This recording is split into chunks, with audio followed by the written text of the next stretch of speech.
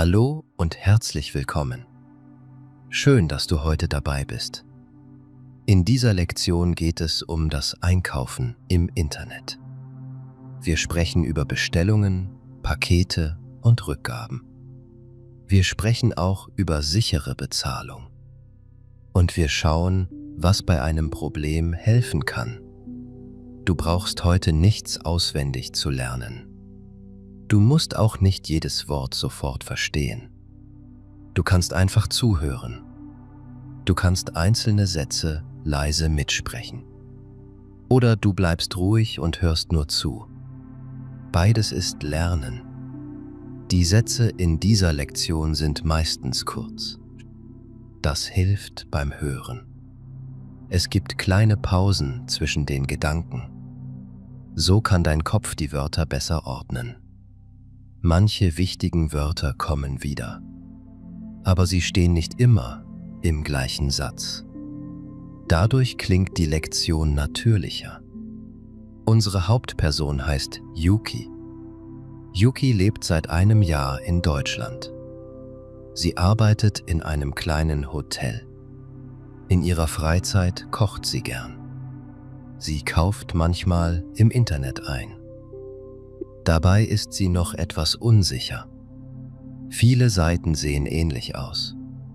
Viele Knöpfe haben lange Texte.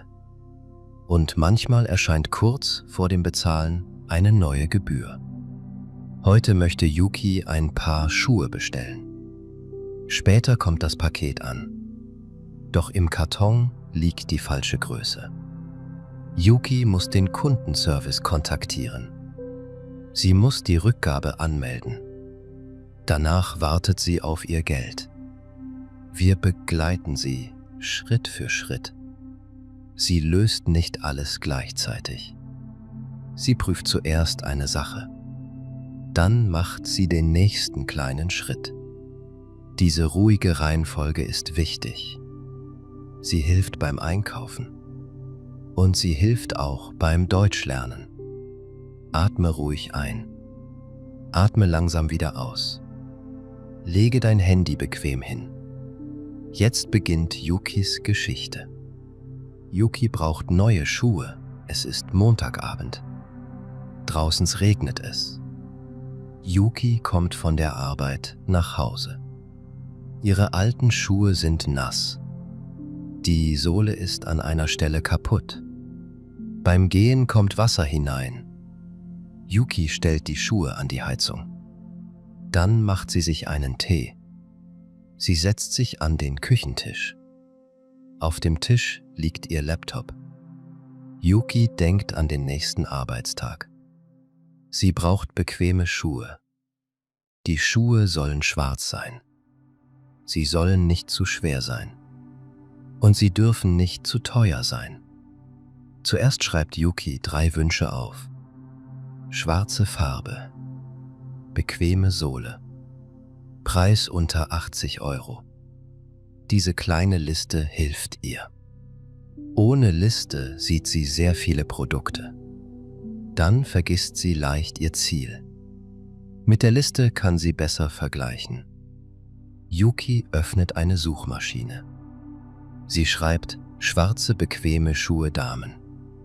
Viele Ergebnisse erscheinen. Einige Bilder sehen sehr schön aus. Bei einem Angebot steht nur heute 70% Rabatt. Ein anderes Angebot verspricht kostenlosen Versand. Ein dritter Shop zeigt einen besonders niedrigen Preis. Yuki klickt noch nicht sofort. Sie erinnert sich an einen Rat ihrer Kollegin. Ein sehr billiger Preis kann echt sein. Er kann aber auch ein Warnzeichen sein. Darum schaut Yuki zuerst auf die Internetadresse. Die Adresse beginnt mit den Buchstaben HTTPS. Neben der Adresse sieht sie ein kleines Schloss. Das Schloss bedeutet nur, die Verbindung ist verschlüsselt. Es bedeutet nicht automatisch, der Shop ist seriös.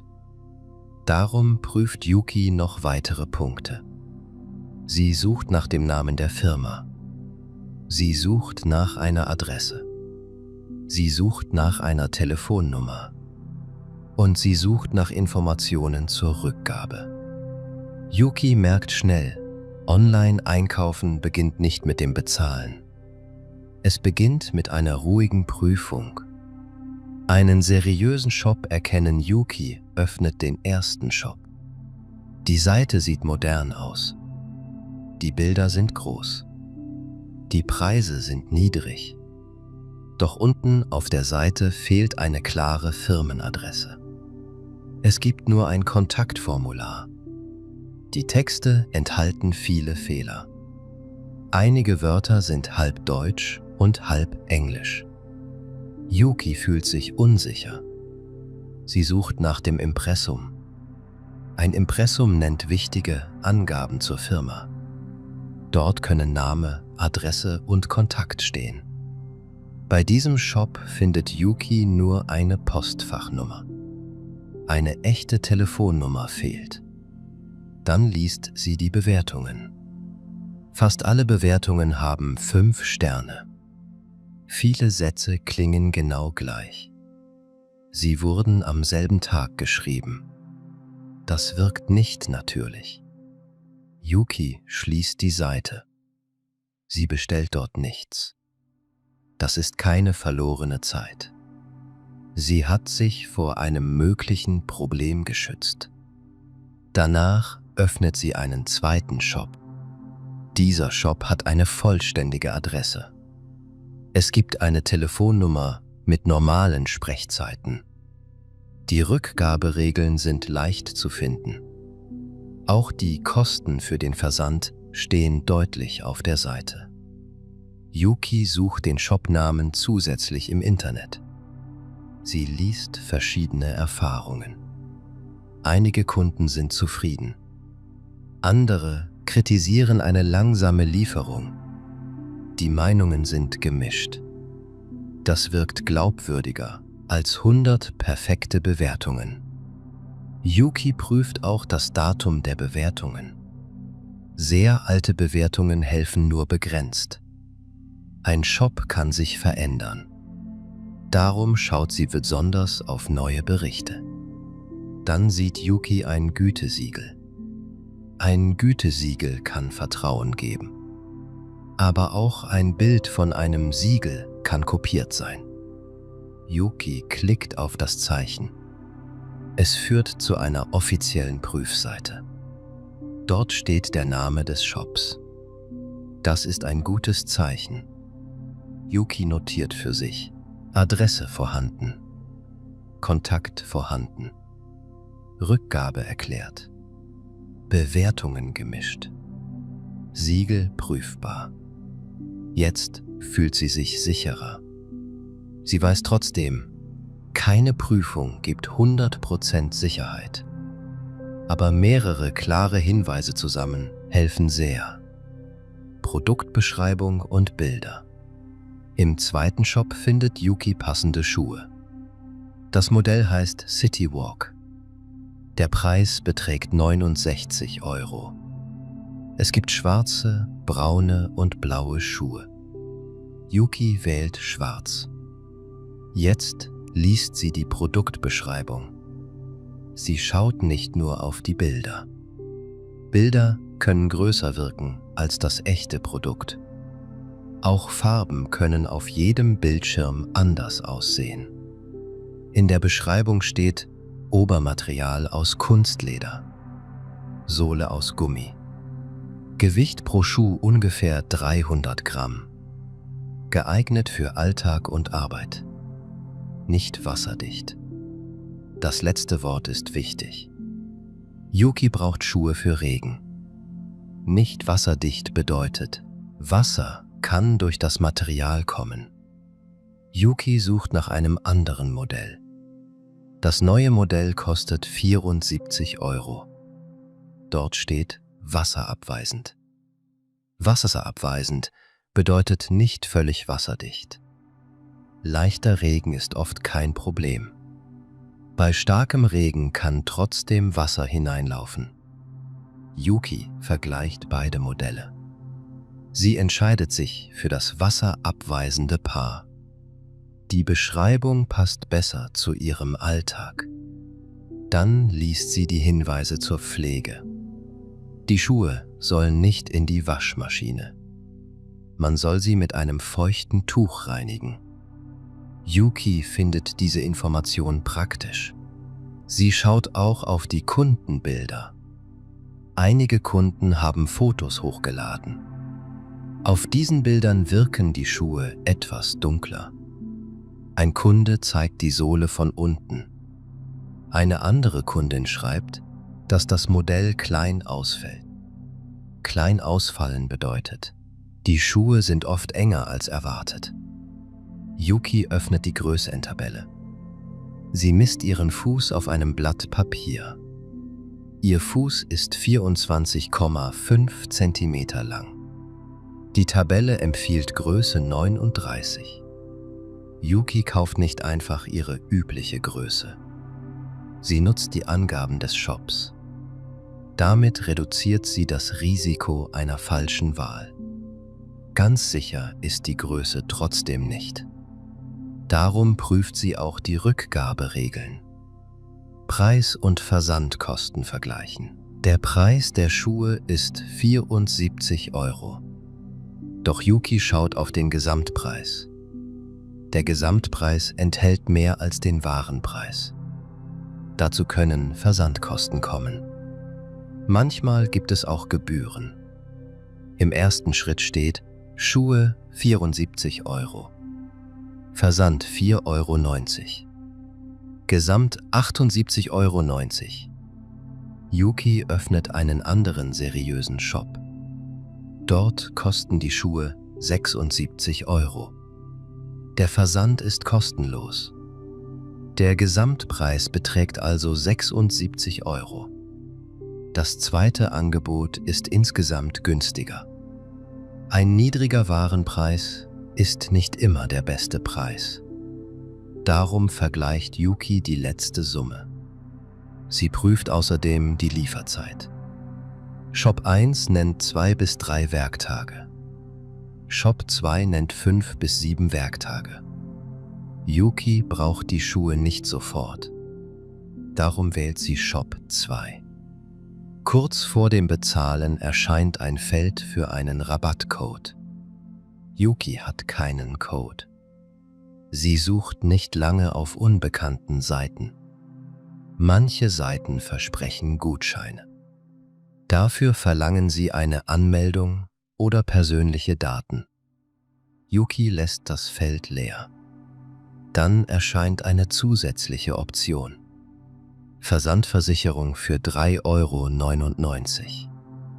Die Option ist schon angeklickt. Yuki liest den Text. Sie möchte diese Zusatzleistung nicht. Darum entfernt sie das Häkchen. Jetzt beträgt der Gesamtpreis wieder 76 €. Yuki prüft die Summe ein zweites Mal. Sie liest jede Zeile langsam. Sie sieht auch einen Hinweis: Consondos Rücksendung innerhalb Deutschlands. Das ist für Yuki wichtig. Bei manchen Shops muss der Kunde die Rücksendung selbst bezahlen. Darum liest sie diese Information vor der Bestellung. Yuki macht einen Screenshot vom Angebot. Darauf sieht man den Preis und die Lieferzeit. Der Screenshot ist kein Muss, aber er kann später hilfreich sein. Nun kennt Yuki den echten Gesamtpreis. Erst jetzt geht sie zum nächsten Schritt. Eine sichere Zahlungsart wählen. Auf der Bezahlseite sieht Yuki mehrere Möglichkeiten. Sie kann mit Karte bezahlen. Sie kann einen Zahlungsdienst nutzen. Oder sie kann auf Rechnung kaufen. Kauf auf Rechnung bedeutet, die Ware kommt zuerst. Danach bezahlt der Kunde innerhalb einer Frist. Nicht jeder Shop bietet diese Möglichkeit an. Manchmal prüft ein Dienst vorher die Adresse. Yuki wählt einen bekannten Zahlungsdienst. Dieser Dienst bietet einen Käuferschutz für bestimmte Fälle. Käuferschutz kann helfen, wenn Ware nicht kommt. Die genauen Regeln sind aber nicht immer gleich. Darum verlässt sich Yuki nicht nur auf dieses Wort. Sie speichert weiterhin alle Unterlagen. Der Shop fordert keine direkte Überweisung an eine fremde Person. Das findet Yuki gut. Bei einer normalen Banküberweisung ist eine Rückholung oft schwierig. Besonders bei unbekannten Shops ist Vorsicht wichtig. Yuki kontrolliert die Internetadresse noch einmal. Manchmal kopieren Betrüger eine echte Bezahlseite. Ein kleiner Buchstabe kann anders sein. Yuki ist noch auf der offiziellen Adresse des Shops. Sie trägt ihre Daten ein. Name, Lieferadresse, E-Mail-Adresse. Dann prüft sie die Adresse. Hausnummer 12. Nicht Hausnummer 21. Postleitzahl 12345. Nicht 12354. Ein Zahlendreher kann die Lieferung verzögern. Darum liest Yuki die Zeile langsam. Beim Passwort verwendet sie keine einfache Kombination. Sie nimmt nicht ihren Namen und ihr Geburtsjahr. Sie nutzt ein langes eigenes Passwort. Für wichtige Konten verwendet sie verschiedene Passwörter. Nach dem Bezahlen erscheint eine Bestätigung. Dort steht Zahlung erfolgreich. Bestellung wird bearbeitet. Yuki schließt die Seite noch nicht. Sie speichert die Bestellnummer. Sie prüft die E-Mail im Postfach. Erst danach beendet sie den Browser. Die Bestellbestätigung wenige Minuten später kommt eine E-Mail. Der Betreff lautet: Ihre Bestellung ist eingegangen. Yuki öffnet die Nachricht. In der Bestellbestätigung stehen wichtige Angaben. Bestellnummer, Produktname, Farbe, Größe, Preis, Lieferadresse, Zahlungsart. Yuki liest die Angaben. Produkt Citywalk Regenmodell. Farbe schwarz. Größe 39. Gesamtpreis 76 €. Adresse Lindenweg 12. Alles sieht richtig aus. Yuki speichert die E-Mail in einem Ordner. Der Ordner heißt Online-Bestellungen. Sie lädt auch die Rechnung herunter. Eine Rechnung zeigt, was gekauft wurde. Sie kann später für eine Rückgabe wichtig sein. Manchmal liegt die Rechnung nur digital vor. Darum speichert Yuki die Datei auf ihrem Computer. In der Nachricht steht außerdem voraussichtliche Lieferung am Freitag. Voraussichtlich bedeutet, das Datum ist wahrscheinlich, aber nicht garantiert. Yuki trägt den Freitag nicht als festen Termin ein. Sie weiß, dass sich eine Lieferung verspäten kann. Am nächsten Tag bekommt sie eine Versandbestätigung. Darin steht eine Sendungsnummer. Mit dieser Nummer kann sie das Paket verfolgen. Yuki klickt nicht sofort auf jeden Link in der E-Mail. Sie schaut zuerst auf den Absender. Die Adresse gehört wirklich zum Shop. Dann öffnet sie die Sendungsverfolgung. Der Status lautet: Daten wurden angekündigt. Das bedeutet, der Paketdienst kennt die Sendung.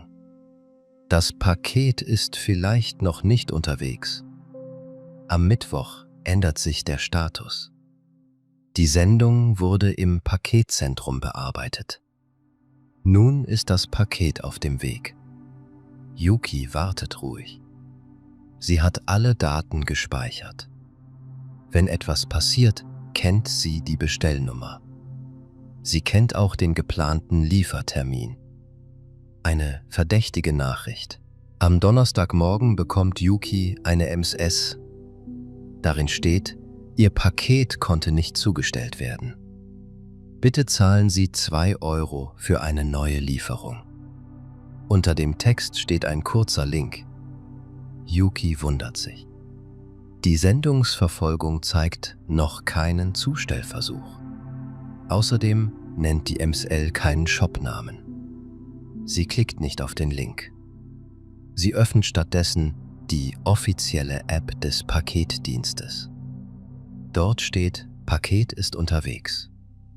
Zustellung morgen. Die SMSL war wahrscheinlich gefälscht. Solche Nachrichten wollen oft Zahlungsdaten sammeln. Ein kleiner Betrag wirkt harmlos. Doch auf der falschen Seite werden vielleicht Kartendaten abgefragt. Yuki löscht die Nachricht. Vorher macht sie einen Screenshot. Dann markiert sie die Nummer als Spam. Am Abend erzählt sie ihrer Freundin Mina davon. Mina sagt: Gut, dass du nicht geklickt hast. Yuki antwortet: Die Nachricht sah zuerst echt aus. Mina erklärt einen einfachen Grundsatz. Bei einer unerwarteten Nachricht öffnet man die offizielle Seite selbst. Man nutzt nicht den fremden Link. Yuki merkt sich 3 Fragen. Erwarte ich wirklich ein Paket? Passt die Nachricht zum aktuellen Status? Kann ich die Information in der offiziellen App prüfen? Eine gefälschte Nachricht kann sehr professionell aussehen. Sie kann ein Logo enthalten. Sie kann den Namen eines bekannten Paketdienstes nutzen. Darum reicht das Aussehen nicht. Yuki bleibt ruhig. Sie muss die SMSL nicht beantworten. Sie muss keine Gebühr zahlen. Sie prüft nur die offizielle Quelle. Diese kleine Situation gehört auch zum sicheren Online-Kauf. Nicht jedes Problem beginnt im Shop. Manche Probleme kommen später per SMSL oder E-Mail. Das Paket kommt an am Freitag, klingelt es an der Tür. Der Paketbote steht im Hausflur. Er hält einen mittelgroßen Karton. Yuki nimmt das Paket an. Sie schaut kurz auf das Etikett. Ihr Name stimmt. Die Adresse stimmt ebenfalls. Der Karton ist an einer Ecke eingedrückt. Es gibt aber kein großes Loch. Yuki trägt das Paket in die Wohnung. Sie legt es auf den Tisch. Bevor sie es öffnet, macht sie ein Foto. Das Foto zeigt den Zustand des Kartons. Das ist besonders sinnvoll, wenn die Verpackung beschädigt ist. Dann öffnet Yuki den Karton vorsichtig. Sie benutzt keine lange Schere direkt über der Ware. Sonst könnte sie den Inhalt beschädigen. Im Karton liegt ein Schuhkarton. Daneben befindet sich ein Rücksendezettel. Yuki nimmt die Schuhe heraus. Die Farbe ist richtig. Das Modell sieht gut aus. Doch auf dem Etikett steht Größe 38. Yuki hat Größe 39 bestellt. Sie prüft die Bestellbestätigung. Dort steht klar 39. Yuki probiert die Schuhe nicht draußen an. Sie stellt sich auf einen sauberen Teppich. Der rechte Schuh ist zu eng. Auch der linke Schuh drückt vorne. Yuki schaut in den Schuhkarton. Vielleicht liegt ein falsches Etikett auf dem Karton. Doch auch in den Schuhen steht Größe 38. Jetzt ist klar, der Shop hat die falsche Größe geschickt. Yuki ärgert sich kurz. Sie wollte die Schuhe am Wochenende tragen. Trotzdem handelt sie nicht hektisch. Sie legt alle Teile auf den Tisch. Schuhe, Papier, Etiketten, Verpackung. Sie macht Fotos von der Größe. Ein Foto zeigt die Bestellbestätigung. Ein anderes Foto zeigt das Etikett im Schuh. Damit kann sie das Problem leicht erklären. Falsche Ware oder beschädigte Ware. Beim Online-Kauf können verschiedene Probleme auftreten. Manchmal kommt die falsche Größe. Manchmal ist die Farbe anders. Manchmal fehlt ein Teil. Oder ein Produkt ist beschädigt. Für Yuki ist das Problem einfach zu beschreiben. Sie hat Größe 39 bestellt. Geliefert wurde Größe 38. Sie benutzt dafür einen kurzen Satz. Ich habe die falsche Größe erhalten. Erhalten bedeutet hier, die Ware ist bei ihr angekommen. Bei einem Schaden könnte sie sagen, der Artikel ist beschädigt angekommen. Wenn ein Teil fehlt, passt dieser Satz. Im Paket fehlt ein Zubehörteil. Ein Zubehörteil ist ein zusätzliches Teil. Zum Beispiel ein Kabel, ein Deckel oder eine Schraube. Yuki prüft die Rückgabeseite des Shops. Dort gibt es 2 Auswahlmöglichkeiten. Widerruf. Reklamation. Ein Widerruf bedeutet oft, der Kunde möchte den Kauf nicht behalten. Die Ware muss nicht kaputt sein. Eine Reklamation bedeutet, mit der Ware stimmt etwas nicht. Sie ist falsch, defekt oder unvollständig. Yuki wählt Reklamation. Der Shop hat nicht die bestellte Größe geliefert. Sie liest die Hinweise langsam. Fotos sind möglich. Die Bestellnummer ist nötig. Der Kundenservice antwortet normalerweise innerhalb von 2 Werktagen. Yuki lädt 3 Fotos hoch. Dann schreibt sie: Hallo, ich habe Größe 39 bestellt. Im Paket liegt Größe 38. Bitte senden Sie mir ein Rücksendetikett und informieren Sie mich über den Austausch. Der Text ist höflich und klar. Yuki erzählt nicht die ganze Geschichte ihres Tages. Sie nennt nur die wichtigen Fakten. Bestellte Größe. Gelieferte Größe. Gewünschte Lösung. Dann speichert sie eine Kopie der Nachricht. Der Chat mit dem Kundenservice. Am Nachmittag öffnet Yuki den Chat des Shops. Zuerst antwortet ein automatisches System. Auf dem Bildschirm steht: Worum geht es? Yuki sieht mehrere Themen. Lieferung, Zahlung, Rückgabe, beschädigte Ware. Sie wählt Rückgabe. Dann fragt das System nach der Bestellnummer. Yuki kopiert die Nummer aus der E-Mail. Sie prüft die letzte Ziffer. Nach 1 Minute meldet sich eine Mitarbeiterin.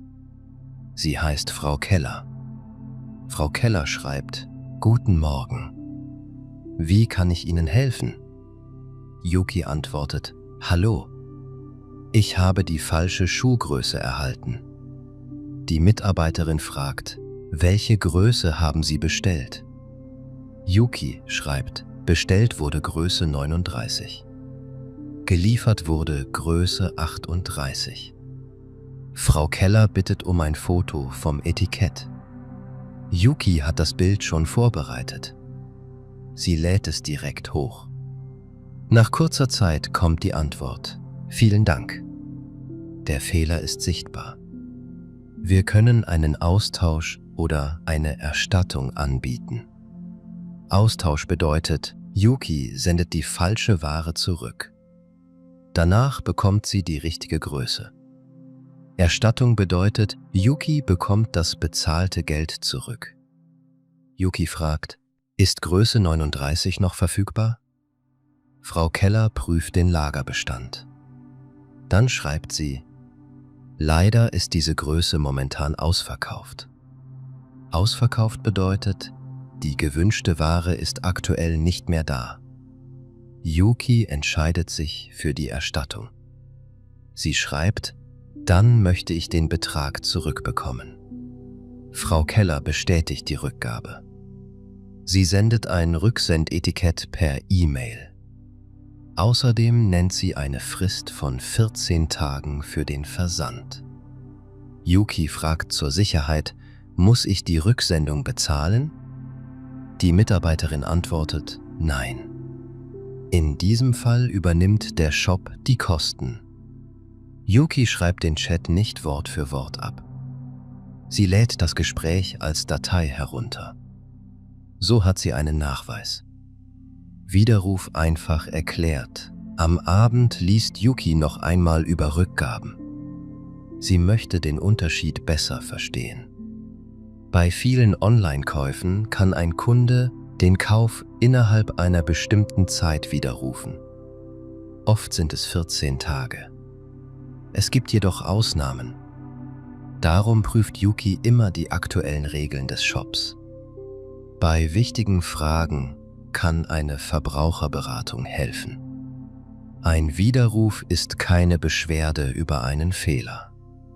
Der Kunde sagt einfach, ich möchte den Kauf nicht behalten. Vielleicht passt die Farbe nicht. Vielleicht gefällt das Material nicht. Vielleicht wurde zu viel bestellt. Die Ware sollte dann vorsichtig behandelt werden. Ein kurzer Test ist oft möglich. Ein Produkt sollte aber nicht lange benutzt werden. Bei Kleidung ist ein Anprobieren zu Hause normal. Draußen getragene Schuhe können ein Problem sein. Darum hat Yuki die Schuhe nur auf dem sauberen Teppich probiert. Ein Widerruf und eine Rücksendung sind 2 Schritte. Zuerst erklärt der Kunde den Widerruf.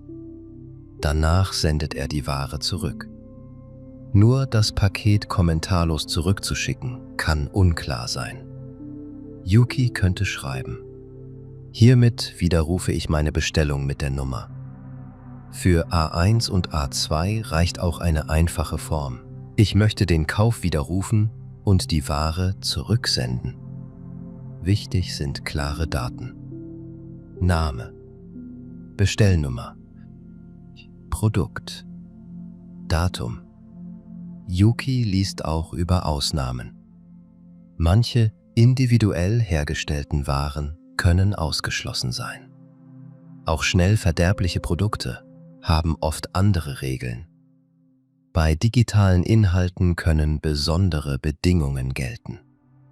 Sie versucht nicht, alle Regeln auswendig zu lernen. Sie merkt sich nur, vor dem Kauf Rückgaberegeln lesen. Bei einem Problem schriftlich handeln. Fristen beachten. Unterlagen speichern. Diese 4 Punkte helfen in vielen Situationen. Das Rücksendetikett. Am Abend kommt die E-Mail von Frau Keller.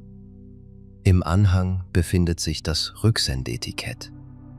Darauf stehen die Adresse des Lagers und eine Nummer. Yuki öffnet die Datei.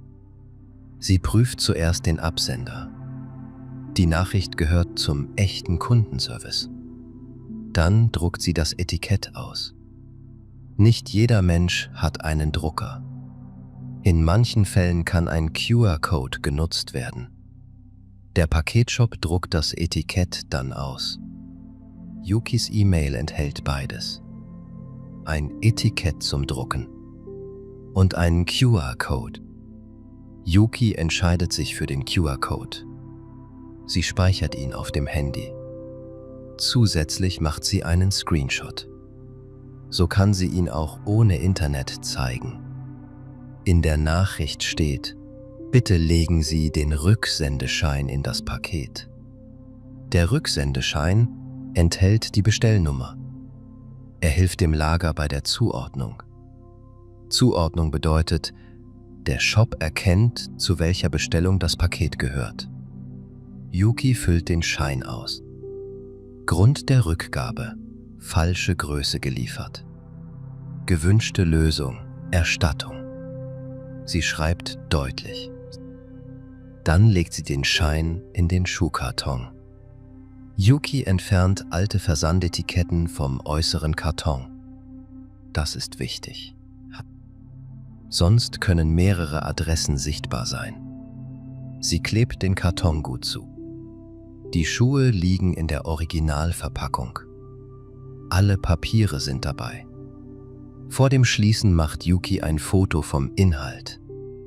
Danach fotografiert sie den verschlossenen Karton. Sie muss das nicht bei jeder kleinen Rückgabe tun. In diesem Fall möchte sie aber alles gut dokumentieren. Nun ist das Paket bereit. Morgen bringt Yuki es zum Paketshop. Im Paketshop am Samstag geht Yuki zum Paketshop. Sie nimmt den Karton und ihr Handy mit. Im Shop wartet eine kurze Schlange. Als Yuki an der Reihe ist, sagt sie: Guten Morgen. Ich möchte dieses Paket zurücksenden. Der Mitarbeiter fragt: Haben Sie ein Etikett oder einen QR-Code? Yuki antwortet: Ich habe einen QR-Code auf dem Handy. Sie öffnet den Screenshot. Der Mitarbeiter scannt den Code. Dann druckt er ein Etikett aus. Er klebt es auf den Karton. Yuki schaut kurz auf den Namen des Empfängers. Er passt zur Rücksendeadresse. Der Mitarbeiter nimmt das Paket an. Er gibt Yuki einen Einlieferungsbeleg. Ein Einlieferungsbeleg zeigt, das Paket wurde im Paketshop abgegeben. Yuki steckt den Beleg nicht lose in die Tasche. Sie macht sofort ein Foto davon. Dann legt sie das Papier in ihren Geldbeutel. Auf dem Beleg steht eine Sendungsnummer. Mit dieser Nummer kann Yuki die Rücksendung verfolgen. Sie sagt vielen Dank.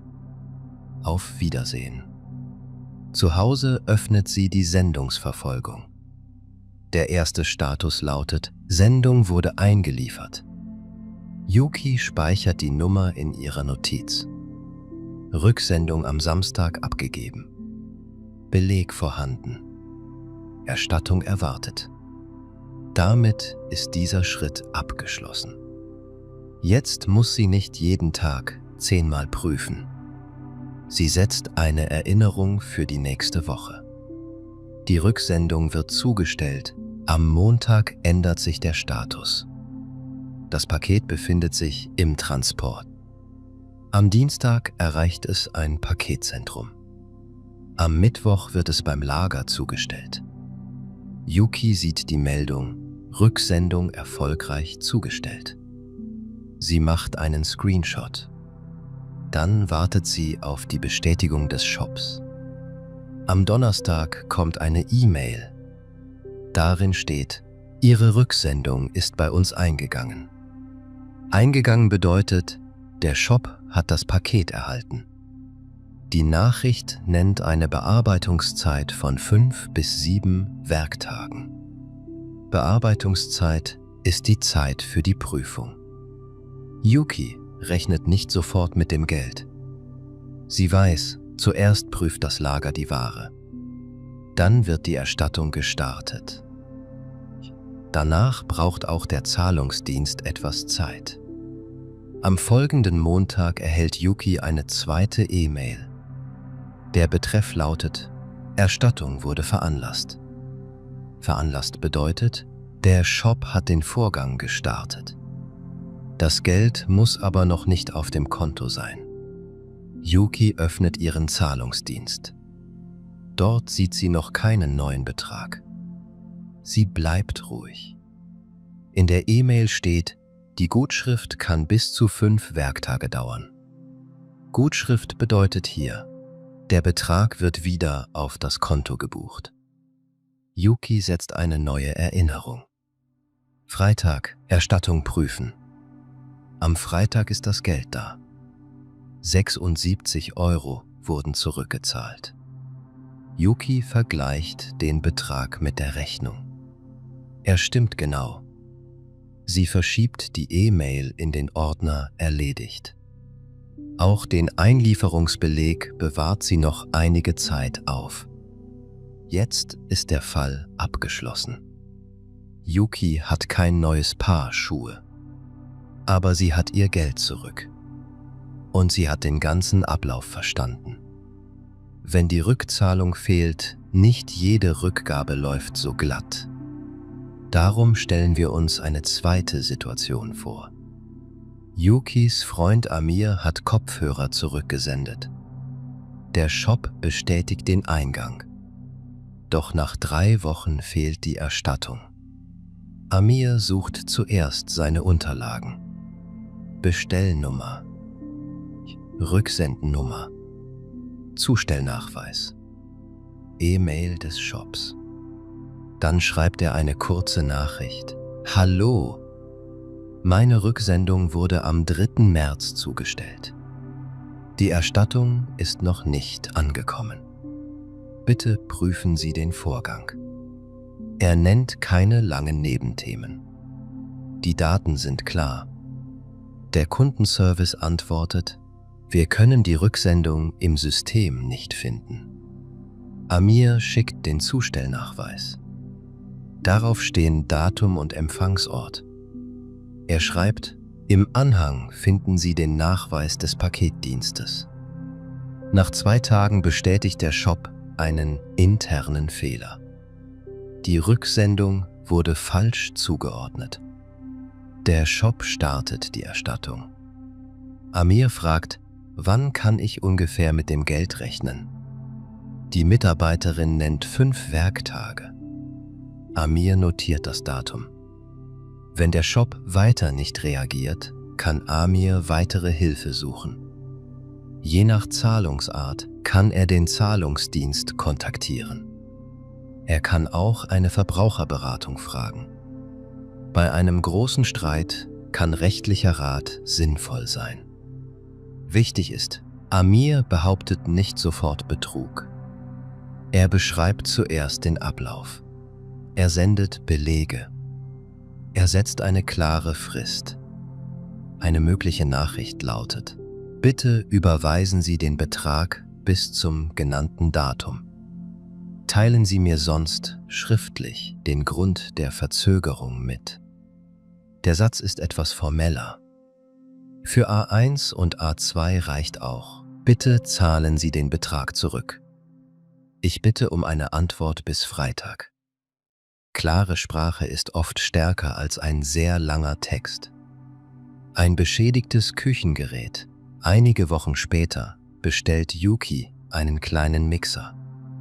Sie möchte damit Suppen machen. Der Shop ist bekannt. Der Preis ist normal. Die Lieferung kommt nach 3 Tagen. Der Karton sieht außen gut aus. Doch beim Öffnen hört Yuki ein loses Teil. Im Mixerbehälter liegt ein Stück Plastik. Der Deckel hat einen Riss. Yuki schaltet das Gerät nicht ein. Bei einem elektrischen Produkt kann ein Schaden gefährlich sein. Sie zieht nichts mit Gewalt auseinander. Sie fotografiert den Riss. Sie fotografiert auch die Seriennummer. Dann schaut sie in die Bedienungsanleitung. Yuki schreibt dem Kundenservice: Der Mixer ist beschädigt angekommen. Der Deckel hat einen Riss. Im Karton lag ein loses Plastikteil. Ich habe das Gerät nicht benutzt. Der letzte Satz ist wichtig. Er zeigt, dass Yuki vorsichtig gehandelt hat. Der Kundenservice bietet 2 Lösungen an: ein Ersatzgerät oder eine vollständige Erstattung. Yuki braucht den Mixer. Darum wählt sie ein Ersatzgerät. Die Mitarbeiterin schreibt: Bitte senden Sie nur das defekte Gerät zurück. Das Zubehör können Sie behalten. Yuki ist unsicher. Sie fragt nach: Soll ich auch den Behälter und das Kabel zurücksenden? Die Mitarbeiterin antwortet: Ja, bitte senden Sie alle Teile aus dem Karton zurück. Die erste Nachricht war also unklar. Yukis Frage verhindert ein neues Problem. Sie packt alle Teile ein. Nach der Rücksendung kommt das Ersatzgerät. Dieses Gerät ist vollständig und funktioniert. Yuki prüft es zuerst ohne Lebensmittel. Sie liest die Sicherheitsanleitung. Dann macht sie am Abend eine Gemüsesuppe. Diese zweite Geschichte zeigt, bei beschädigter Ware ist eine genaue Beschreibung wichtig. Bei elektrischen Geräten kommt Sicherheit zuerst. Das Paket ist nicht angekommen. Jetzt hören wir eine weitere Alltagssituation. Mina bestellt eine Winterjacke. Die Sendungsverfolgung zeigt, Paket wurde zugestellt. Doch vor ihrer Tür liegt nichts. Mina schaut zuerst ruhig nach. Vielleicht liegt das Paket bei einem Nachbarn. Vielleicht wurde es im Hausflur abgestellt. Vielleicht nennt die App einen Ablageort. Ein Ablageort ist ein vereinbarter Platz. Zum Beispiel die Garage oder ein Paketkasten. Mina hat keinen Ablageort vereinbart. Sie fragt bei 2 Nachbarn. Niemand hat das Paket angenommen. Dann prüft sie die E-Mail. Dort steht kein Name eines Nachbarn. Nur das Wort zugestellt. Mina kontaktiert den Paketdienst. Sie sagt, laut Sendungsverfolgung wurde mein Paket zugestellt. Ich habe es aber nicht erhalten. Der Paketdienst fragt nach der Sendungsnummer. Mina nennt die Nummer langsam. Die Mitarbeiterin eröffnet eine Nachforschung. Nachforschung bedeutet, der Paketdienst prüft, wo die Sendung ist. Mina informiert auch den Shop. Sie schreibt, das Paket ist als zugestellt markiert, aber nicht bei mir angekommen. Der Paketdienst prüft den Fall. Der Shop bittet um eine kurze Erklärung. Mina sendet alle Daten. 2 Tage später findet der Paketdienst den Fehler. Der Bote hat das Paket im falschen Haus abgegeben. Die Adresse war Lindenweg 21 statt Lindenweg 12. Das Paket wird am nächsten Tag gebracht. Die Jacke ist unbeschädigt. Mina bedankt sich für die Klärung. Sie speichert die E-Mail noch einige Zeit. Nicht jedes verschwundene Paket ist sofort verloren. Eine falsche Ablage oder Adresse kann die Ursache sein. Wichtig ist eine schnelle Meldung mit der Sendungsnummer. Abholung in einer Filiale. Manchmal kommt ein Paket nicht nach Hause. Es liegt dann in einer Filiale oder einem Paketshop. Yuki erlebt das bei einer Buchbestellung. Der Bote trifft sie nicht an. Im Briefkasten liegt eine Karte. Darauf steht eine Abholadresse. Yuki liest die Karte langsam. Das Paket kann ab morgen abgeholt werden. Es bleibt 7 Tage in der Filiale. Danach geht es zurück. Yuki prüft, was sie mitbringen muss. Ausweis. Abholkarte. Manchmal reicht auch ein digitaler Code. Am nächsten Tag geht sie zur Filiale. Sie sagt Guten Morgen. Ich möchte ein Paket abholen. Die Mitarbeiterin fragt, haben Sie einen Ausweis und die Abholnummer? Yuki zeigt beides. Dann erhält sie das Paket. Vor dem Gehen schaut sie auf den Namen. Es ist wirklich ihre Sendung. Eine andere Person könnte das Paket für Yuki holen. Dann kann eine Vollmacht nötig sein. Eine Vollmacht ist eine schriftliche Erlaubnis. Yuki merkt sich Abholfrist beachten. Dokumente mitnehmen. Paket vor Ort kurz prüfen. Wenn die Filiale das Paket nicht findet, bleibt Yuki sachlich. Sie kann sagen, die App zeigt diese Filiale. Können Sie bitte noch einmal mit der Nummer suchen? Kurze, klare Sätze helfen auch hier. Einkaufen auf einem Marktplatz.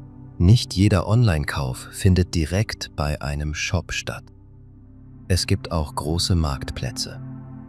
Dort verkaufen viele verschiedene Händler. Yuki sucht eine gebrauchte Lampe. Auf einem Marktplatz findet sie ein günstiges Angebot. Der Verkäufer ist eine Privatperson. Bei einem privaten Verkauf können andere Regeln gelten. Darum liest Yuki die Beschreibung besonders genau. Dort steht gebrauchte Lampe. Kleine Kratzer am Fuß. Funktioniert einwandfrei.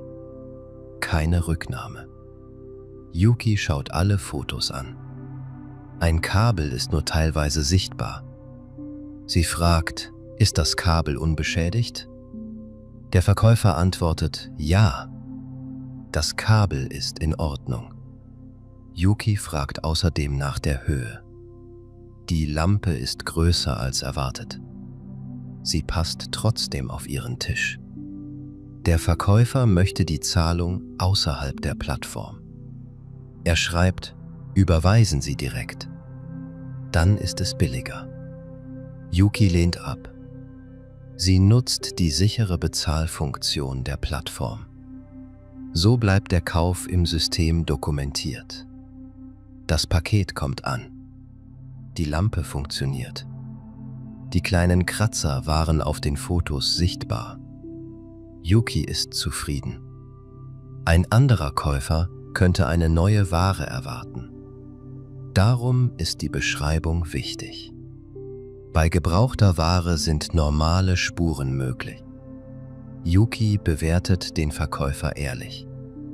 Sie schreibt Where wie beschrieben. Sicher verpackt.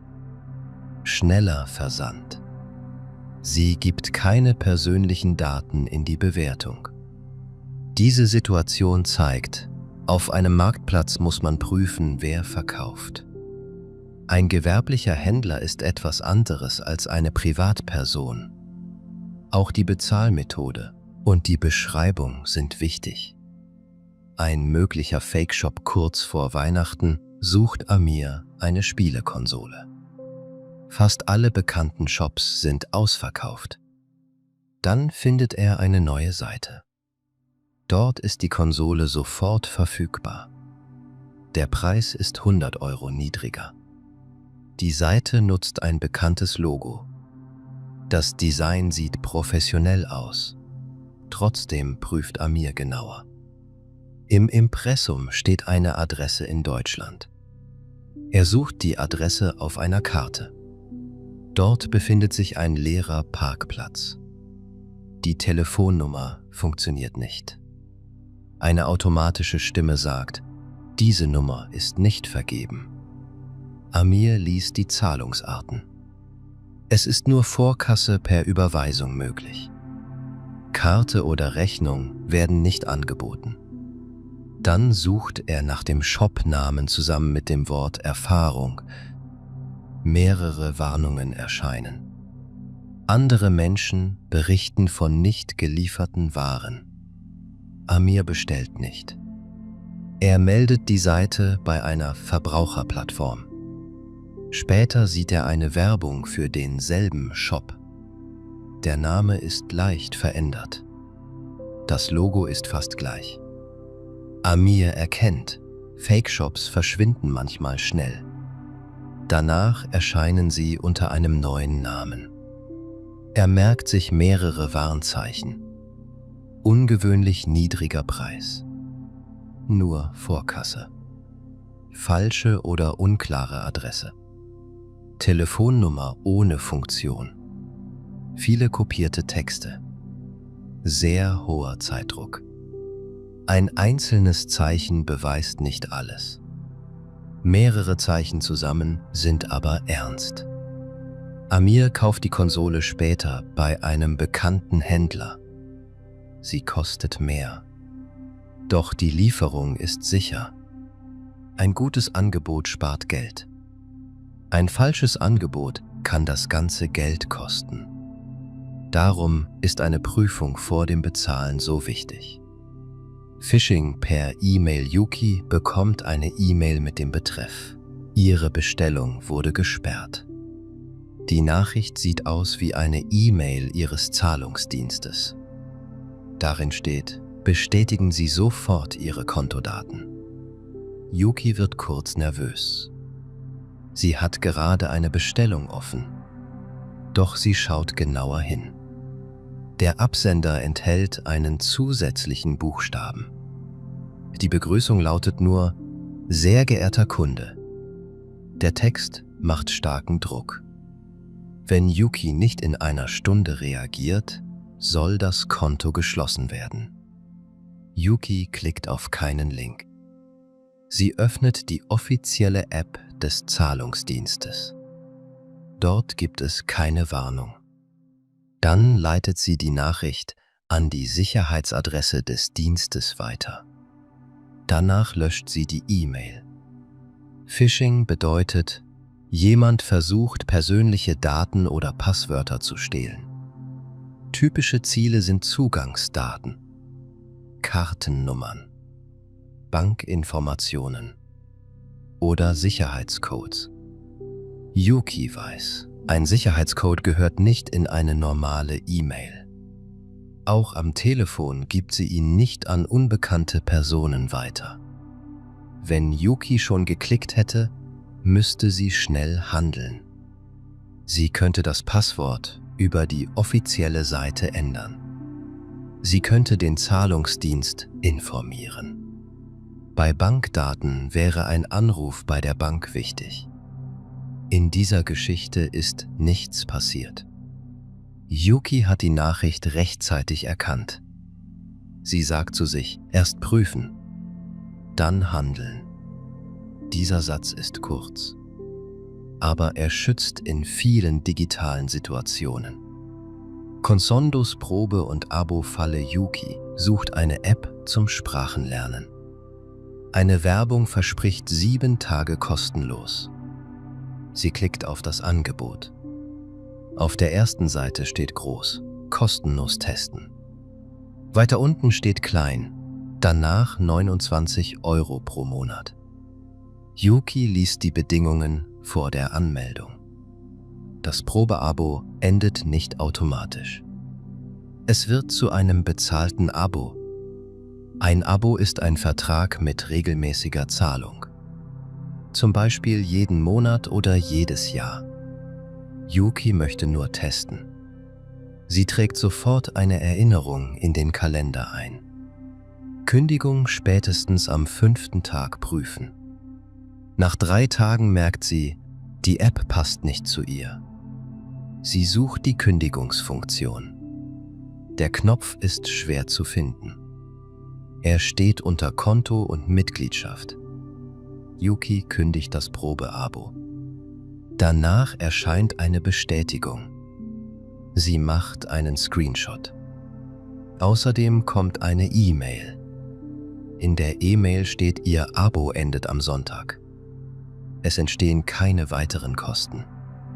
Yuki speichert diese Nachricht. Eine Woche später prüft sie ihr Konto. Es wurde nichts abgebucht. Nicht jedes Probeabo ist eine Falle. Aber die Bedingungen müssen klar gelesen werden. Wichtig sind Preis, Laufzeit und Kündigungsfrist. Yuki merkt sich, kostenlos kann später kostenpflichtig werden. Ein Häkchen kann ein Abo aktivieren. Eine Kündigung sollte bestätigt werden. Wenn trotz Kündigung Geld abgebucht wird, schreibt Yuki zuerst dem Anbieter. Sie sendet die Bestätigung als Nachweis. Bei einem Streit kann sie zusätzlich den Zahlungsdienst oder eine Beratung kontaktieren. Wieder hilft dieselbe Ordnung. Lesen, speichern, Frist notieren, kontrollieren. Digitale Produkte und besondere Regeln. Ein Online-Kauf ist nicht immer ein Paket. Manchmal kauft man ein E-Book, einen Film oder einen Kurs. Dann wird nichts per Post geliefert. Yuki kauft einen kleinen Kochkurs als Video. Vor dem Bezahlen sieht sie einen Hinweis. Der Kurs kann sofort gestartet werden. Dabei soll sie einer besonderen Regel zustimmen. Yuki liest den Hinweis langsam. Bei sofort genutzten digitalen Inhalten kann ein Widerruf anders geregelt sein. Darum klickt sie nicht blind auf das Feld. Sie fragt den Kundenservice: Kann ich den Kurs nach dem Start noch widerrufen? Die Mitarbeiterin erklärt die Bedingungen. Yuki bekommt die Antwort zusätzlich per E-Mail. Sie entscheidet sich für den Kauf. Danach speichert sie die Rechnung. Der erste Film im Kurs funktioniert. Beim zweiten Film bleibt das Bild schwarz. Yuki prüft ihre Internetverbindung. Andere Videos funktionieren. Das Problem liegt wahrscheinlich beim Kurs. Sie schreibt, Video 2 startet nicht. Ich habe es auf 2 Geräten versucht. Bitte prüfen Sie den Zugang. Der Anbieter repariert den Link. Yuki kann den Kurs fortsetzen. Bei digitalen Produkten gibt es andere Probleme als bei Paketen. Es gibt keinen Karton. Es gibt kein Rücksendetikett. Dafür sind Zugang, Datei und technische Funktion wichtig. Yuki speichert Fehlermeldungen als Screenshot. Sie nennt das Gerät und den Zeitpunkt. So kann der Support besser helfen. Auch hier gilt, das Problem kurz beschreiben. Schon getestete Schritte nennen. Eine klare Lösung erfragen. Ein Preisfehler nach der Bestellung: Mina bestellt einen Rucksack. Auf der Produktseite kostet er 50 €. Nach dem letzten Klick zeigt die Bestätigung plötzlich 65 €. Mina merkt den Unterschied sofort. Sie schließt die Seite nicht. Sie macht einen Screenshot von der Bestätigung. Zum Glück hat sie auch ein Bild vom ursprünglichen Angebot. Sie prüft die einzelnen Positionen. 50 € für den Rucksack, 5 € Versand, 10 € für eine Zusatzgarantie. Die Zusatzgarantie war automatisch ausgewählt. Mina wollte sie nicht. Sie schreibt dem Kundenservice: Bei meiner Bestellung wurde eine Zusatzgarantie berechnet. Ich habe diese Leistung nicht bewusst gewählt. Bitte entfernen Sie die Garantie oder stornieren Sie die Bestellung. Stornieren bedeutet, eine Bestellung wird beendet, bevor sie geliefert wird. Der Kundenservice antwortet schnell: Die Bestellung wurde noch nicht versendet. Die Garantie wird entfernt. Der neue Gesamtpreis beträgt 55 €. Mina bekommt eine korrigierte Bestätigung. Sie prüft die Summe erneut. Jetzt stimmt alles. Diese Situation zeigt, nicht nur der Warenpreis ist wichtig. Auch Zusatzleistungen können Geld kosten. Ein bereits gesetztes Häkchen sollte man prüfen. Wenn Mina den Fehler erst später bemerkt hätte, könnte die Lösung schwieriger sein. Darum schaut sie direkt nach dem Kauf auf die Bestätigung. Ein kurzer Kontrollblick spart manchmal viel Arbeit. Wenn der Shop nicht antwortet, Yuki hilft später ihrer Kollegin Elena. Elena hat ein Kleid zurückgesendet. Der Shop antwortet seit 2 Wochen nicht. Elena hat schon 3 sehr lange E-Mails geschrieben. In jeder Nachricht erklärt sie die ganze Geschichte neu. Der wichtigste Punkt geht dabei fast verloren. Yuki hilft ihr, eine kurze Nachricht zu formulieren. Hallo. Die Rücksendung zur Bestellung 4587 wurde am 8. Mai zugestellt. Eine Erstattung ist noch nicht erfolgt. Bitte bestätigen Sie den Stand bis zum 15. Mai. Die Nachricht enthält 4 klare Informationen: Bestellnummer, Zustelldatum, fehlende Erstattung, Antwortfrist. Elena fügt den Zustellnachweis an. Sie sendet die Nachricht über das offizielle Kontaktformular. Danach speichert sie die Bestätigung des Formulars. Am nächsten Tag antwortet der Shop. Eine Mitarbeiterin entschuldigt sich. Das Paket lag im falschen Bereich des Lagers. Die Erstattung wird nun bearbeitet. Elena fragt: Bekomme ich eine E-Mail, wenn das Geld angewiesen wurde? Die Mitarbeiterin bestätigt das. Nach 4 Tagen ist das Geld auf dem Konto. Yuki sagt: Deine langen E-Mails waren nicht falsch. Aber eine kurze Übersicht war leichter zu prüfen. Elena nickt. Sie speichert die neue Vorlage für spätere Fälle. Klare Sprache ist nicht unfreundlich. Sie hilft beiden Seiten. Nützliche Wörter im Onlinehandel. Jetzt hören wir wichtige Wörter in einfachen Erklärungen. Die Bestellung. Eine Bestellung entsteht, wenn du Ware oder eine Leistung kaufst. Die Bestellnummer. Diese Nummer gehört zu einem bestimmten Kauf.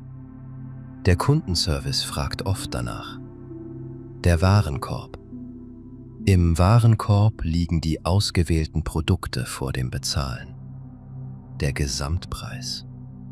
Das ist die letzte Summe mit Ware, Versand und möglichen Gebühren. Die Versandkosten. Das ist das Geld für den Transport der Ware. Die Lieferzeit. Sie zeigt, wie lange das Paket wahrscheinlich braucht. Die Sendungsnummer. Mit dieser Nummer kann man ein Paket verfolgen. Die Zustellung. Das Paket wird an eine Adresse oder einen Abholort gebracht. Der Ablageort. Das ist ein vorher vereinbarter Platz für das Paket. Der Mangel. Ein Mangel ist ein Fehler oder Schaden an der Ware. Beschädigt. Etwas ist kaputt oder hat sichtbare Schäden. Falsch geliefert. Der Shop schickt nicht das bestellte Produkt. Unvollständig. Ein Teil fehlt. Die Reklamation. Der Kunde meldet ein Problem mit der Ware.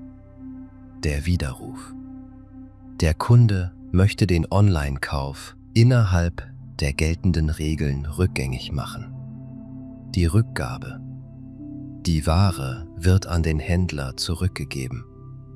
Die Rücksendung. Das Paket wird zurück zum Shop geschickt. Das Rücksendetikett. Darauf steht die Adresse für die Rücksendung. Der QR-Code. Ein Paketshop kann ihn scannen und oft ein Etikett drucken. Der Einlieferungsbeleg. Er zeigt, dass ein Paket abgegeben wurde. Die Erstattung. Der Händler zahlt Geld zurück. Die Gutschrift. Ein Betrag wird wieder auf ein Konto gebucht. Die Bearbeitungszeit. Das ist die Zeit, die ein Shop für einen Vorgang braucht. Ausverkauft. Das Produkt ist im Moment nicht verfügbar. Stornieren. Eine Bestellung wird beendet, bevor sie normal abgeschlossen ist. Das Abo. Eine Leistung wird regelmäßig bezahlt. Die Kündigung. Ein laufender Vertrag oder ein Abo wird beendet. Der Nachweis. Ein Dokument oder Bild zeigt, dass etwas passiert ist. Diese Wörter klingen zuerst vielleicht offiziell. Mit einer Situation werden sie leichter. Nützliche Sätze vor der Bestellung. Vor einer Bestellung kannst du kurze Fragen stellen. Ist der Artikel noch verfügbar? Welche Größe empfehlen Sie? Wie hoch sind die Versandkosten? Wie lange dauert die Lieferung? Ist die Rücksendung kostenlos? Welche Zahlungsarten bieten Sie an? Gibt es weitere Gebühren?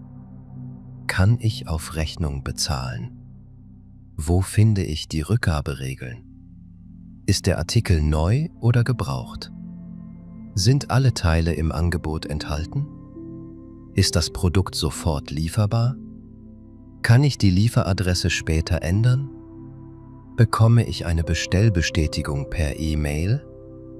Diese Fragen sind kurz. Du kannst eine Frage kopieren. Du kannst sie in einen Chat schreiben. Oder du liest sie am Telefon vor. Beim Sprechen darfst du langsam sein. Eine Pause ist kein Fehler. Wenn du eine Antwort nicht verstehst, sagst du: Könnten Sie das bitte einfacher erklären? Oder was bedeutet dieses Wort? Bei einer Zahl kannst du fragen: Könnten Sie den Betrag bitte wiederholen? Bei einer Adresse hilft: Könnten Sie die Straße bitte buchstabieren? Beim Datum kannst du prüfen. Meinen Sie den 14. oder den 40.? Im Deutschen klingen manche Zahlen ähnlich. Darum ist Nachfragen sinnvoll. Du musst nicht alle Sätze benutzen. Wähle 2 oder 3 Sätze für deine Situation. Das reicht oft völlig. Nützliche Sätze nach der Lieferung. Nach der Lieferung helfen klare Sätze. Mein Paket ist heute angekommen. Die Verpackung ist beschädigt. Der Artikel fehlt im Paket. Ich habe die falsche Größe erhalten. Die Farbe entspricht nicht meiner Bestellung. Das Gerät funktioniert nicht. Ein Zubehörteil fehlt. Ich habe Fotos vom Schaden gemacht. Die Bestellbestätigung finden Sie im Anhang. Bitte prüfen Sie meine Reklamation. Ich möchte den Artikel zurücksenden. Bitte senden Sie mir ein Rücksendeetikett. Wer trägt die Kosten der Rücksendung? Kann ich einen Austausch bekommen? Ich möchte lieber eine Erstattung. Bis wann muss ich das Paket versenden? Welche Teile muss ich zurückschicken? Bekomme ich eine Eingangsbestätigung? Wann wird der Betrag zurückgezahlt? Die Erstattung ist noch nicht angekommen. Im Anhang finden Sie den Zustellnachweis. Diese Sätze geben dem Gespräch eine klare Richtung. Sie beschreiben zuerst das Problem. Danach nennen Sie die gewünschte Lösung. Du kannst auch 2 Sätze verbinden. Zum Beispiel, ich habe die falsche Größe erhalten. Bitte senden Sie mir ein Rücksendeetikett. Oder das Gerät ist beschädigt. Ich möchte einen Austausch. Ein einfacher Text kann vollständig sein. Er braucht keine komplizierten Wörter. Hörübung 1. Die falsche Jacke. Jetzt kommt eine kleine Hörübung. Du musst nichts schreiben. Höre nur auf das Problem und die Lösung. Nora bestellt eine grüne Jacke in Größe M. 3 Tage später kommt ein Paket. Im Karton liegt eine blaue Jacke in Größe S. Nora prüft zuerst die Rechnung. Auf der Rechnung steht grün und Größe M. Die Bestellung war also richtig. Der Fehler ist bei der Lieferung passiert. Nora macht 2 Fotos. Ein Foto zeigt die blaue Jacke. Das zweite Foto zeigt das Etikett mit Größe S. Dann öffnet sie das Kontaktformular. Sie schreibt: Guten Abend. Ich habe eine grüne Jacke in Größe M bestellt. Geliefert wurde eine blaue Jacke in Größe S. Bitte informieren Sie mich über die Rücksendung. Der Shop antwortet am nächsten Tag. Die Mitarbeiterin entschuldigt sich. Sie sendet ein kostenloses Rücksendeetikett. Nora fragt: Ist die richtige Jacke noch verfügbar? Die Mitarbeiterin prüft das Lager. Die grüne Jacke in Größe M ist noch da. Nora wählt einen Austausch. Sie bringt die falsche Jacke zum Paketshop. Sie bewahrt den Beleg auf. 4 Tage später kommt die richtige Jacke. Nora prüft Farbe und Größe. Beides stimmt. Frage 1. Was hat Nora bestellt? Eine grüne Jacke in Größe M. Frage 2. Was lag im Paket? Eine blaue Jacke in Größe S. Frage 3. Welche Lösung wählt Nora? Sie wählt einen Austausch. Frage 4. Welches Dokument bewahrt sie auf? Den Einlieferungsbeleg. Die Geschichte war kurz. Trotzdem enthält sie alle wichtigen Schritte. Prüfen. Fotografieren. Schreiben. Zurücksenden. Kontrollieren. Hörübung 2. Der fehlende Betrag. Eine zweite Übung beginnt. Diesmal geht es um eine Erstattung. Leo bestellt einen Bürostuhl für 120 €. der Stuhl ist unbequem. Er widerruft den Kauf rechtzeitig. Dann sendet er den Stuhl zurück. Der Shop bestätigt den Eingang. Eine Woche später bekommt Leo Geld zurück. Auf seinem Konto stehen aber nur 100 Euro. 20 Euro fehlen. Leo prüft die Rechnung. Der ursprüngliche Gesamtpreis war 120 Euro. Die Rücksendung war laut Shop kostenlos. Es gibt keine erklärte Gebühr. Leo schreibt: Hallo. Für meine Bestellung wurden 120 Euro bezahlt. Erstattet wurden nur 100 Euro. Bitte erklären Sie die Differenz von 20 Euro. Differenz bedeutet, zwei Beträge sind nicht gleich. Der Unterschied beträgt hier 20 Euro. Der Shop antwortet: Die Rücksendekosten wurden abgezogen. Leo schickt einen Screenshot der Rückgabeseite. Dort steht: kostenlose Rücksendung. Die Mitarbeiterin prüft den Fall erneut. Dann bestätigt sie einen Fehler. Die fehlenden 20 Euro werden nachgezahlt. Nach 3 Tagen ist der Betrag auf dem Konto. Frage 1. Wie viel hat der Stuhl gekostet? 120 Euro. Frage 2. Wie viel wurde zuerst erstattet? 100 Euro. Frage 3. Welcher Nachweis hilft Leo? Der Screenshot mit der kostenlosen Rücksendung. Frage 4. Wie endet der Fall? Der Shop zahlt die fehlenden 20 Euro. Leo bleibt sachlich. Er nennt die Zahlen. Er sendet einen Nachweis. Darum kann der Fehler schnell gefunden werden. Hörübung 3. Eine gefälschte Zahlungsseite. Jetzt hören wir eine Sicherheitsgeschichte. Sarah sieht in sozialen Medien eine Werbung. Ein bekannter Rucksack kostet dort nur 20 Euro. Normalerweise kostet er 80 Euro. Sarah klickt auf die Werbung. Die Seite sieht fast wie der echte Shop aus. Doch die Internetadresse enthält einen zusätzlichen Bindestrich. Auf der Seite steht: nur noch 2 Stück verfügbar. Der Timer zeigt noch 5 Minuten. Sarah fühlt Zeitdruck. Trotzdem bezahlt sie nicht sofort. Sie öffnet einen neuen Browser-Tab.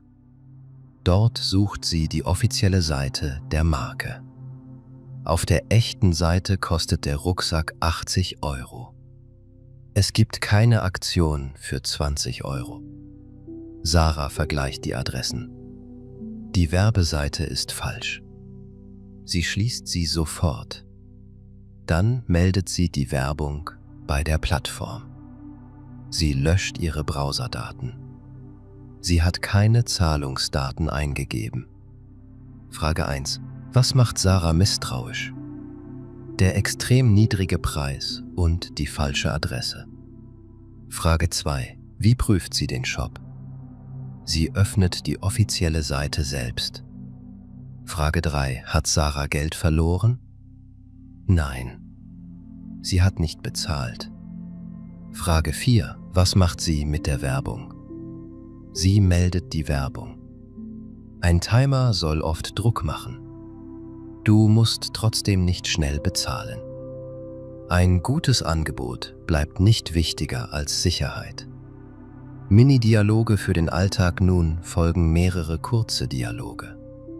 Jeder Dialog hat eine andere Situation. Erster Dialog. Kunde, guten Morgen. Ist der Artikel noch auf Lager? Mitarbeiterin, ja, Größe 40 ist verfügbar. Kunde, wie lange dauert der Versand? Mitarbeiterin, ungefähr 3 Werktage. Kunde, vielen Dank. Das hilft mir. Zweiter Dialog. Kundin, mein Paket ist noch nicht angekommen. Mitarbeiter, haben Sie die Sendungsnummer? Kundin, ja. Ich lese sie langsam vor. Mitarbeiter, die Sendung liegt in einer Filiale. Kundin: Welche Adresse hat die Filiale? Dritter Dialog. Kunde: Der Artikel ist beschädigt. Mitarbeiterin: Können Sie ein Foto senden? Kunde: Ja. Der Riss ist deutlich sichtbar. Mitarbeiterin: Wir schicken Ihnen ein Rücksendetikett. Kunde: Muss ich die Rücksendung bezahlen? Mitarbeiterin: Nein, der Shop übernimmt die Kosten.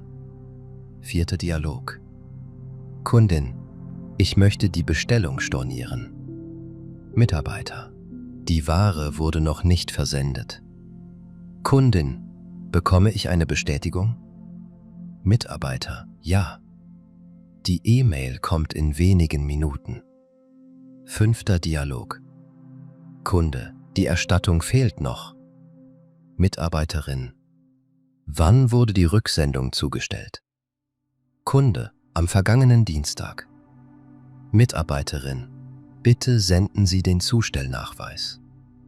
Kunde: Ich schicke ihn sofort im Chat. Sechster Dialog. Kundin: Ich sehe eine zusätzliche Gebühr. Mitarbeiter: Das ist eine freiwillige Versicherung. Kundin: Ich möchte diese Leistung nicht.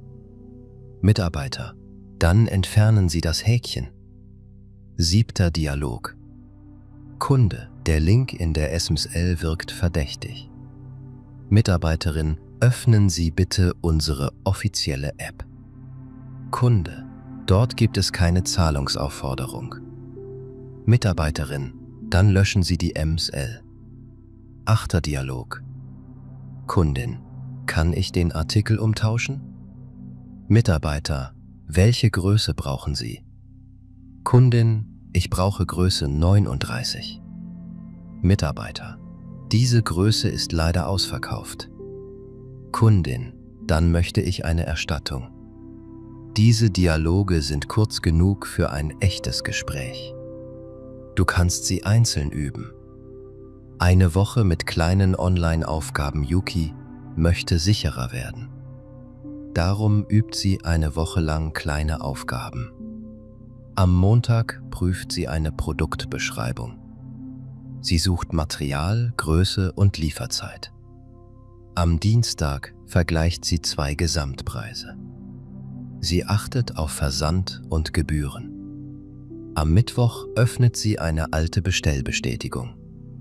Sie findet Bestellnummer und Rechnung. Am Donnerstag prüft sie eine verdächtige SSL. Sie nutzt die offizielle App statt des Links. Am Freitag verfolgt sie eine Sendung.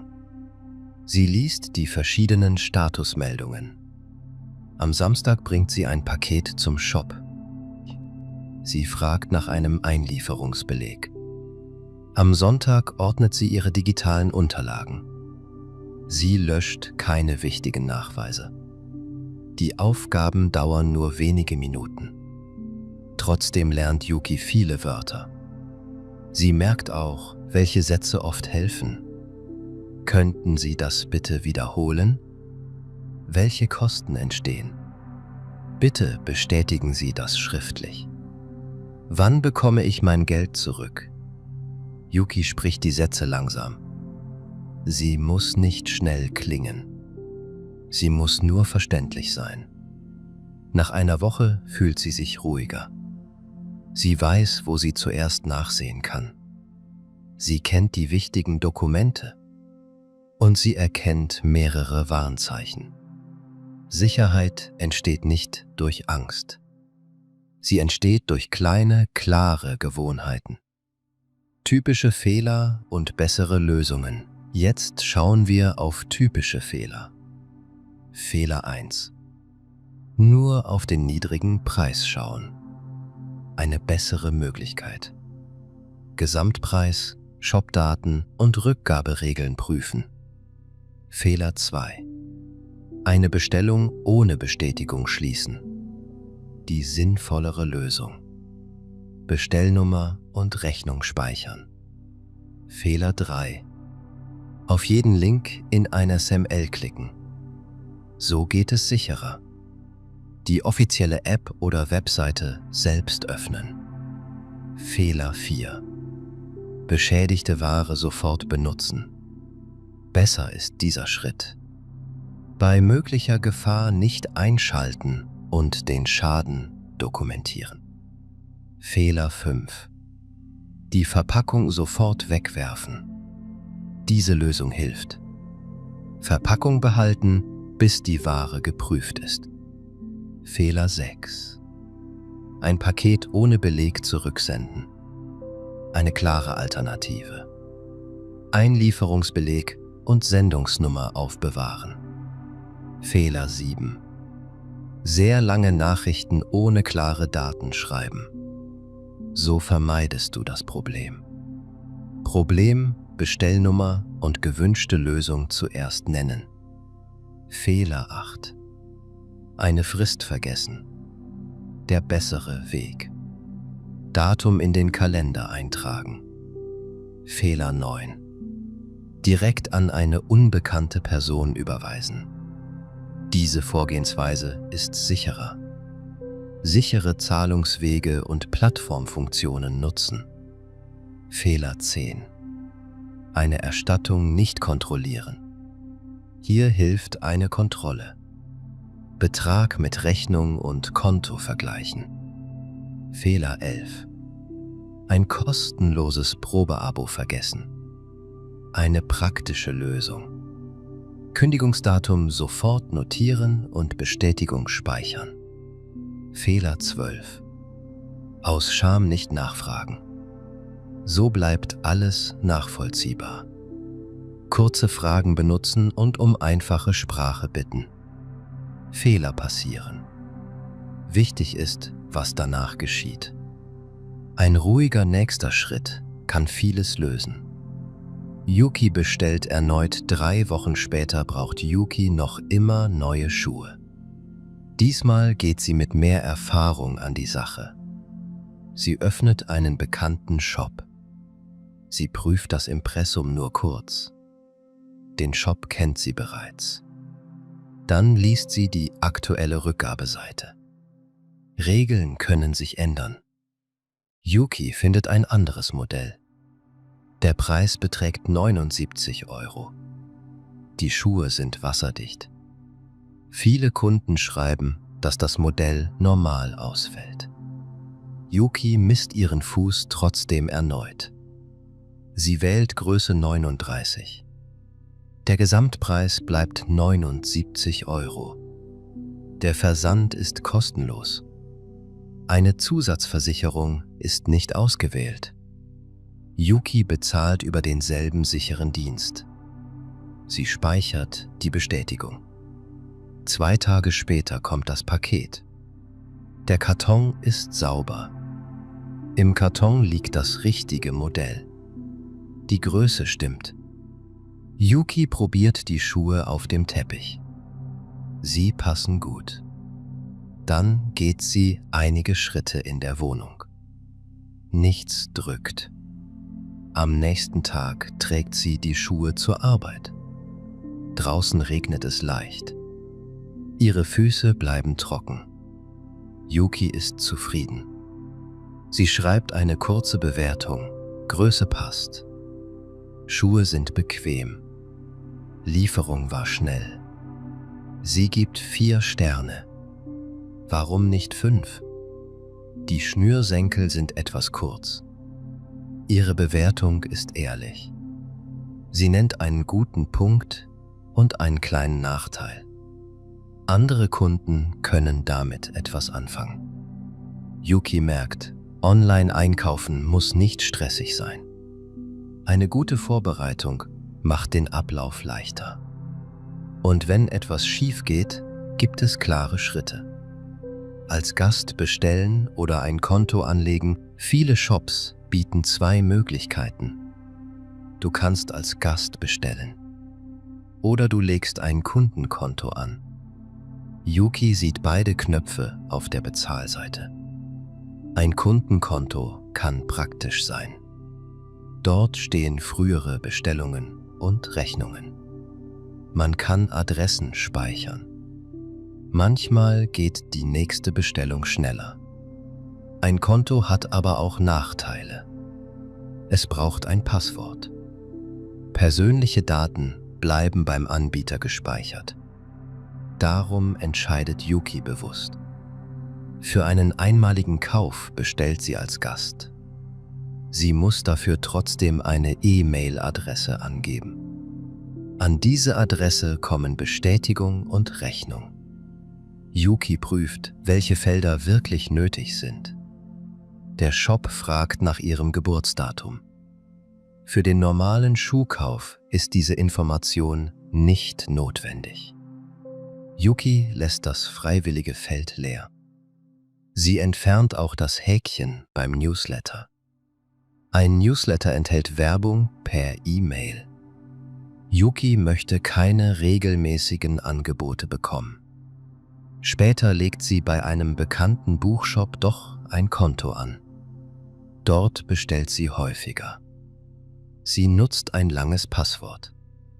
Außerdem aktiviert sie eine zusätzliche Anmeldung mit einem Code. Diese Funktion heißt Zwei-Faktor-Anmeldung. Nach dem Passwort wird noch ein zweiter Nachweis verlangt. Das kann ein Code aus einer App sein. Yuki speichert keine Kartendaten, wenn es nicht nötig ist. Beim nächsten Kauf trägt sie die Daten erneut ein. Das dauert etwas länger. Für sie fühlt es sich aber sicherer an. Sie prüft auch die Datenschutzeinstellungen. Dort kann sie Werbung und persönliche Empfehlungen begrenzen. Die wichtigste Frage lautet nicht, was ist am schnellsten? Die bessere Frage lautet, welche Daten möchte ich wirklich speichern? Ein Geschenk kommt zu spät. Yuki bestellt ein Geburtstagsgeschenk für Mina. Es ist eine kleine Teekanne. Auf der Produktseite steht Lieferung bis Mittwoch. Minas Geburtstag ist am Freitag. Yuki bestellt am Sonntagabend. Am Montag kommt die Versandbestätigung. Doch am Mittwoch liegt das Paket noch im ersten Paketzentrum. Yuki prüft die Sendungsverfolgung. Dort steht eine Verzögerung wegen vieler Sendungen. Ein neues Datum wird nicht genannt. Sie schreibt dem Shop, das Paket sollte bis Mittwoch kommen. Können Sie bitte den aktuellen Liefertermin prüfen? Der Shop antwortet, eine Zustellung vor Freitag können wir leider nicht garantieren. Garantieren bedeutet, etwas wird sicher versprochen. Yuki hat jetzt zwei Möglichkeiten. Sie kann weiter warten. Oder sie kann ein anderes Geschenk kaufen. Sie entscheidet sich für ein kleines Geschenk aus einem Laden in der Stadt. Die Teekanne möchte sie trotzdem behalten. Sie kann sie Mina später geben. Am Samstag kommt das Paket. Die Teekanne ist schön und unbeschädigt. Yuki sendet keine wütende Beschwerde. Der Shop hatte nur ein voraussichtliches Datum genannt. Trotzdem bewertet sie die Lieferung sachlich. Produkt ist gut. Lieferung kam 3 Tage später als angekündigt. Beim nächsten wichtigen Geschenk bestellt Yuki früher. Sie achtet auf einen Zeitpuffer. Ein Zeitpuffer bedeutet, zwischen geplantem Termin und echtem Bedarf liegen einige Tage. So führt eine Verspätung nicht sofort zu Stress. Rückgabe ohne Drucker. Amir möchte ein Hemd zurücksenden. Der Shop schickt nur eine Datei zum Ausdrucken. Amir hat keinen Drucker. Zuerst denkt er, dann kann ich die Ware nicht zurückgeben. Doch er fragt den Kundenservice. Ich habe keinen Drucker. Gibt es eine Rückgabe mit QR-Code? Die Mitarbeiterin antwortet, ja. Wir senden Ihnen einen mobilen Code. Amir bekommt den Code per E-Mail. Er speichert ihn auf dem Handy. Dann geht er zum Paketshop.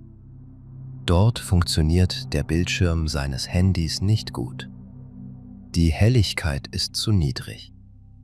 Der Scanner erkennt den Code nicht.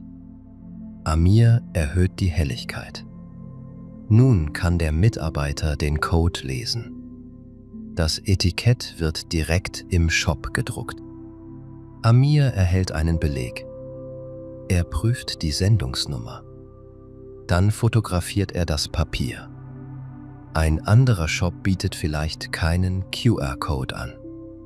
Dann kann man in einer Bibliothek oder einem Copyshop drucken. Manchmal druckt auch der Paketshop gegen eine kleine Gebühr. Wichtig ist, nicht aufgeben, wenn eine technische Möglichkeit fehlt. Eine kurze Nachfrage kann eine Alternative zeigen. Amir sagt später: Ich dachte, ich brauche unbedingt einen eigenen Drucker. Yuki antwortet: Viele Rückgaben funktionieren heute auch mit dem Handy. Beide wissen aber, die Lösung hängt vom Shop und vom Paketdienst ab. Darum prüfen Sie die Anleitung für jeden Fall neu. Unbekannte Anmeldung im Kundenkonto. Eines Abends bekommt Yuki eine Sicherheitsmeldung. Darin steht: Neue Anmeldung in Ihrem Kundenkonto. Die Anmeldung soll aus einer anderen Stadt kommen. Yuki war dort nicht. Sie öffnet keinen Link aus der E-Mail. Stattdessen startet sie die offizielle App des Shops. Im Konto sieht sie tatsächlich eine unbekannte Anmeldung. Es wurde noch nichts bestellt. Yuki ändert sofort ihr Passwort. Das neue Passwort ist lang und einzigartig. Sie meldet alle anderen Geräte ab. Dann aktiviert sie die Zwei-Faktor-Anmeldung. Yuki prüft ihre gespeicherten Daten. Die Lieferadresse ist unverändert. Es gibt keine neue Bestellung. Auch die Zahlungsdaten sehen normal aus. Trotzdem informiert sie den Kundenservice. Sie schreibt: In meinem Konto gab es eine unbekannte Anmeldung. Ich habe das Passwort geändert. Bitte prüfen Sie, ob weitere Aktivitäten sichtbar sind.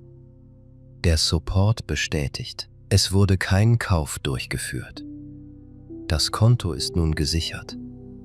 Yuki überlegt, warum das alte Passwort bekannt wurde. Sie hatte es früher auch bei einem anderen Dienst benutzt.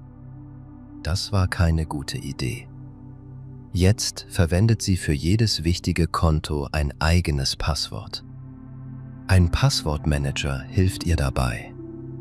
Dieses Programm speichert Passwörter verschlüsselt. Yuki prüft außerdem ihr E-Mail-Konto.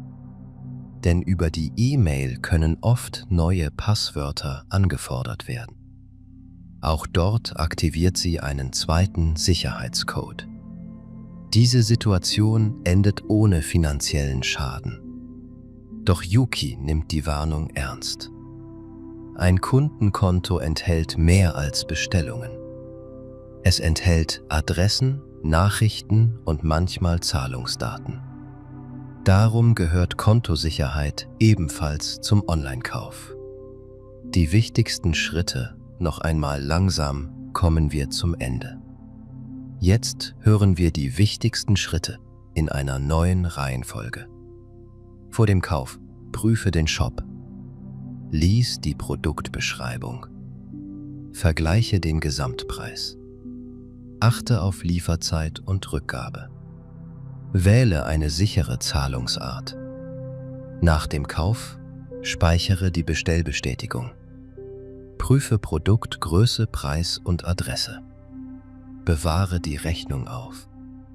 Bei der Lieferung schau auf den Zustand des Pakets. Öffne den Karton vorsichtig.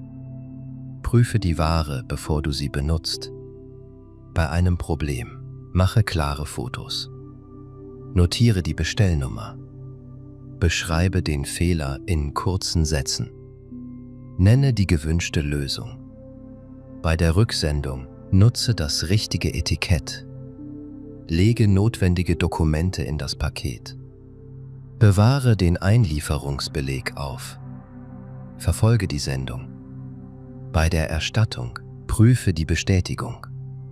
Vergleiche den Betrag mit der Rechnung. Frage schriftlich nach, wenn Geld fehlt. Bei verdächtigen Nachrichten klicke nicht sofort. Öffne die offizielle Seite selbst. Gib keine Sicherheitscodes weiter. Du musst diese Liste nicht perfekt erinnern. Vielleicht bleibt nur ein Satz: erst prüfen, dann handeln. Dieser Satz passt vor dem Bezahlen. Er passt bei einer SMSL. Er passt auch bei einer Rückgabe. Yuki hat gelernt, ruhig zu bleiben. Sie sammelt zuerst Informationen. Dann macht sie einen klaren Schritt.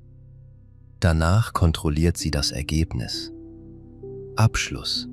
Du hast heute eine lange Geschichte gehört. Sie begann mit nassen, kaputten Schuhen. Dann suchte Yuki einen Online-Shop. Sie verglich Preise. Sie prüfte Zahlungsarten. Sie speicherte ihre Bestellung. Später kam die falsche Größe. Yuki machte Fotos. Sie schrieb dem Kundenservice. Sie erhielt ein Rücksendeetikett. Dann brachte sie das Paket zurück. Am Ende bekam sie ihr Geld wieder. Sie lernte auch andere Situationen kennen.